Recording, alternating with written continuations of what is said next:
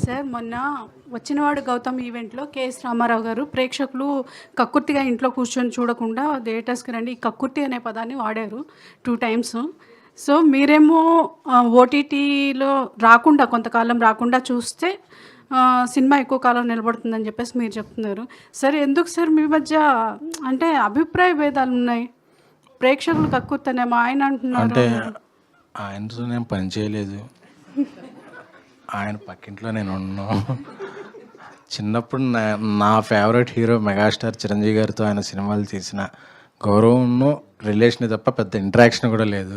ఆయన ఏ సందర్భంలో ఏ సమయంలో ఎలా అన్నారో అది తెలియదు. కానీ నాకు ఇది అభిప్రాయ భేదం అని ఆయన కూడా ఏదన్నా అక్కడ ఏదన్నా తెలియదు, కంటెక్స్ట్ తెలియదు, ఆ వీడియో కూడా చూడలేదు కాబట్టి నేను కమెంట్ చేయలేదు. కానీ మామూలు సందర్భంలో అయితే ఆయన ఏంటి నేనేంటి ఎవరైనా సరే ప్రేక్షక దేవుళ్ళు, వాళ్ళు బాగుండాలి, వాళ్ళు బాగుంటే సినిమా బాగుంటుంది అనే దీంతోనే ఇండస్ట్రీలో ఎంత పెద్ద వ్యక్తులైనా ఎంత అప్కమింగ్ అయినా సో ప్రేక్షకులను గౌరవిస్తారు, అది గౌరవించి తీరాలి.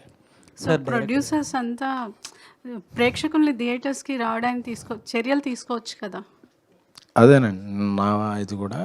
సో అలాగే మీడియా కూడా మీ తరపు నుంచి మీడియా కూడా అంటే ఇప్పుడు నేను చేసే రిక్వెస్ట్ ఏంటంటే ఇప్పుడు కొద్దిగా ఇంటెన్సివ్ కేర్లో ఉంది ఇండస్ట్రీ. ఇలాంటప్పుడు గట్టిగా ఇప్పుడు అది చూస్తాం కదా రెజ్లింగ్, వాడు గట్టిగా ఉన్నప్పుడు 4 దెబ్బలేసినా పర్లేదు, పడిపోయిన వాడిని ఇంకా లేసే టైంలో టపటప కొడితే ఇంక పోతాడు.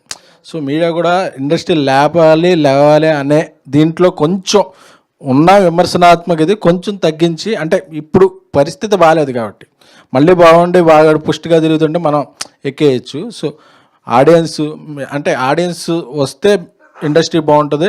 ఇండస్ట్రీ బాగుంటే ఇండస్ట్రీ అనేది ఒక 10 మంది సంబంధించిన నిర్మాతలతో 10 మంది హీరోలతో కాదండి, దాని మీద కొన్ని వేల మంది డైరెక్ట్గా కొన్ని లక్షల మంది పరోక్షంగా బాగుంటారు. కాబట్టి మనకు కూడా ఎప్పుడు కొంతమంది ఆ టాప్ ప్లేయర్నే ట్రోల్ చేసి ఓకే మనం ఎవరి మీద ఇది చేసాం అనుకుంటారు. బట్ దాని మీద ఆధారపడి కొన్ని లక్షల మంది ఉంటారు, ప్లస్ ఒక రెవెన్యూ వనరు ఇది.